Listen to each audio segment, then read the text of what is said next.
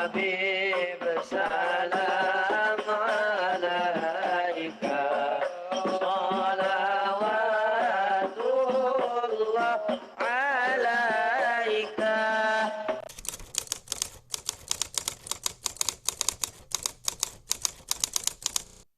Yang pertama, kata sebagian ulama, talabtul ilma li ghairillah fa abal ilmu illa yakuna lillah.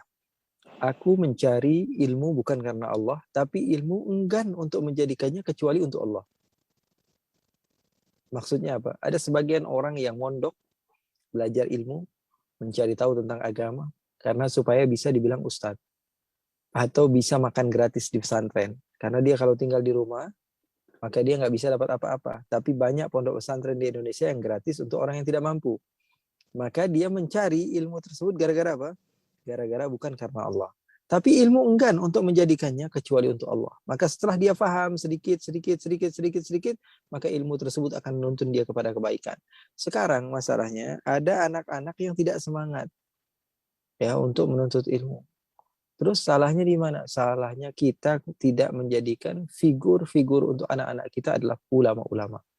Kalau zaman dahulu mereka menjadikan ulama-ulama itu adalah figur bagi anak-anak mereka, para sahabat Nabi Muhammad SAW. Sehingga dari semenjak kecil mereka berharap untuk bisa menjadi seperti mereka.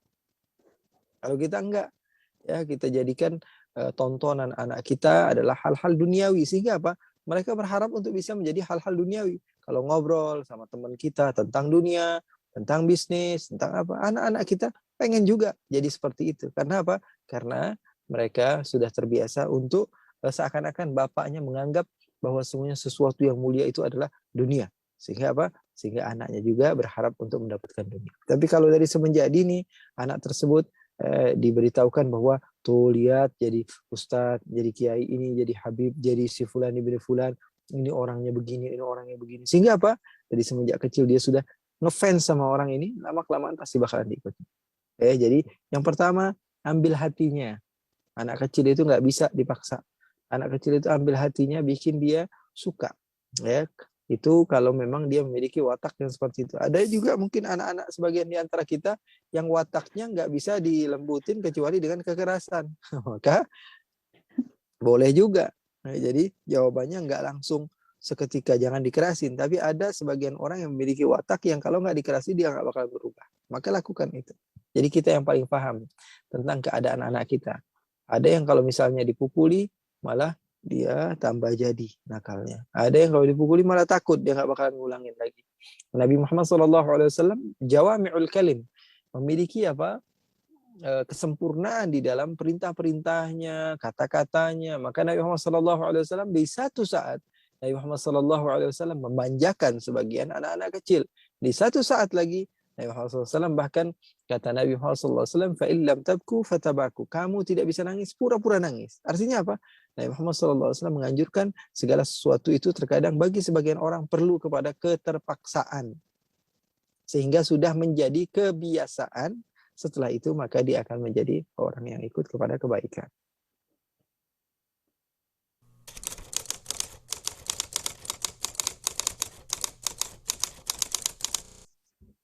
Oke, kalau kita batasi sebagian anak kita untuk tidak melihat handphone, apalagi di masa-masa dia sudah agak besar begitu, kita halangi di rumah, dia di luar tetap memakainya. Itu penyakitnya. Kalau misalnya dia di bawah usia 7 tahun masih bisa kita larang dia untuk. Tapi kalau misalnya dia sudah punya teman, walaupun kita tidak pegangkan dia kepada handphone, tetap di luar atau dia ketika bermain bersama temannya dia akan melihat atau dia akan. Nah, maka sekarang kalau kecebur pasti iya. Kalau kecebur pasti iya. Maka cari cara supaya keceburnya itu jadi berenang beneran, jadi nikmat begitu. Ya. Kalau kecebur pasti sudah setiap orang itu pasti kena basahnya kalau udah kecebur. Nah, sekarang kita mencari cara supaya apa yang kita lakukan dengan hal-hal seperti itu positif. Memang betul bahwa sesungguhnya ajakan kepada agama itu kalah dibandingkan dengan ajakan hal-hal duniawi.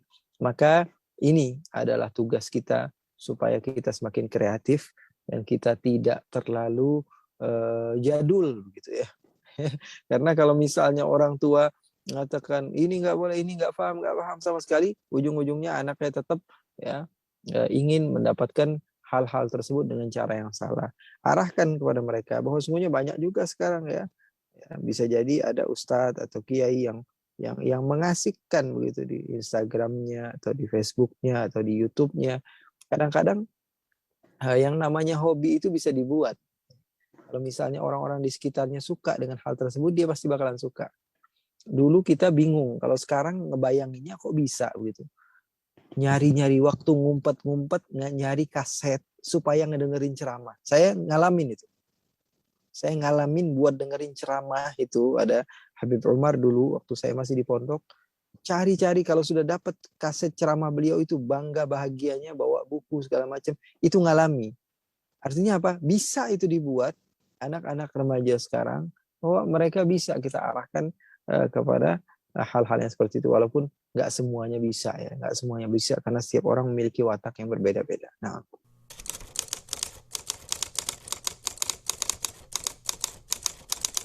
tapi tidak semua kejujuran wajib diajarkan kepada anak. Kadang-kadang ada kejujuran yang menyakitkan. Contohnya, ya anak kita main sama orang yang wajahnya nggak bagus, terus kita bilang, ih wajah kamu jelek amat, ya. Terus temannya marah, dia bilang saya cuma jujur doang gitu. Jadi anaknya terbiasa jujur di dalam itu namanya kepolosan, ya. Jadi terkadang kejujuran itu nggak perlu. Ya, kejujuran itu kadang-kadang apa pokoknya kalau misalnya dia jujur dengan dalil bahwa dia cuma pengen terus terang, itu nggak baik. betul.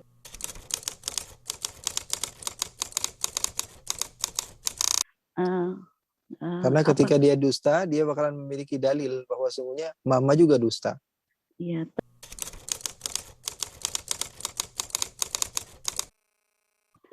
Ya, berat sekali mentarbiah anak sendiri. Makanya ibu-ibu itu memiliki derajat di sisi Allah Subhanahu wa taala. Ya, kata sebagian sahabat perempuan datang kepada Nabi dan mengatakan, enak banget ya Rasulullah jadi laki-laki, bisa perang, bisa haji, bisa sholat Jumat, bisa. Kami perempuan apa? Kata Nabi Muhammad SAW, tidak berkurang sedikit pun dari apapun yang mereka dapatkan ketika kamu fokus kepada suami kamu dan pendidikan anak kamu.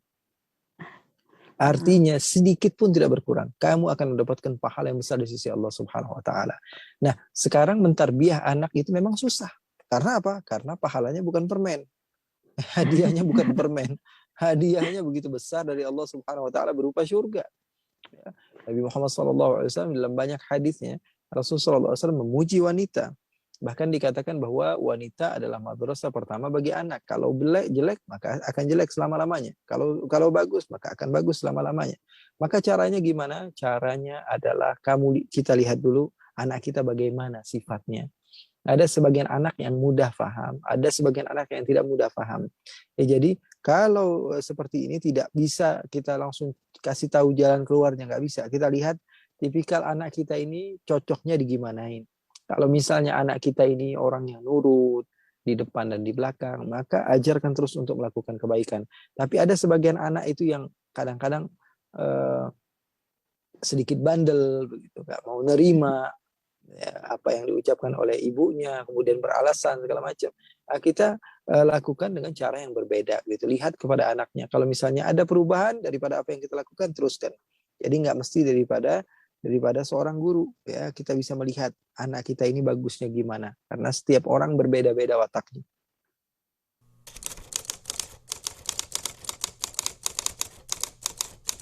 Kalau kejujuran membuat hati orang lain sakit, maka itu adalah kejujuran yang berdosa.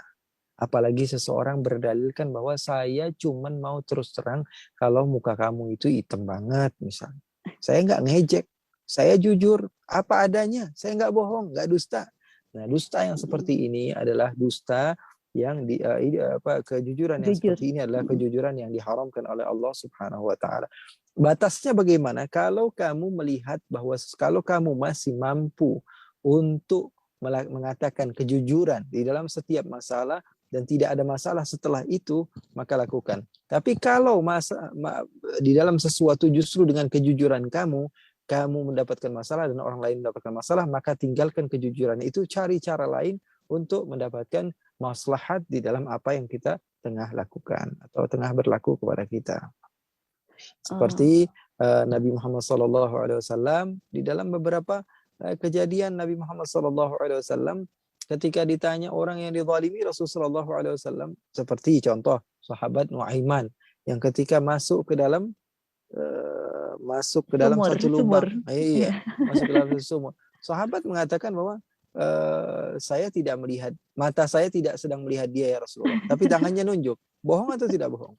Tidak bohong. Tapi kalau dia jujur, dia berdusta kepada temannya yang dia sudah berjanji. Kalau dia berdusta, yang didustai adalah Nabi Muhammad SAW. Maka cari jalan keluar. Itu orang cerdas.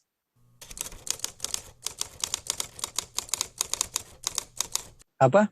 Terkadang dengan diam masalah lebih besar. Atau orang mengira bahwa sungguhnya ada sesuatu yang tidak ditutupi. baik. Imam Syafi'i ketika ditanya Quran makhluk atau tidak, kata Imam Syafi'i, ketika Imam Ahmad bin Hanbal ditanya Quran makhluk atau tidak, dia bilang Quran kalamullah, tidak makhluk. Akhirnya beliau dipenggal.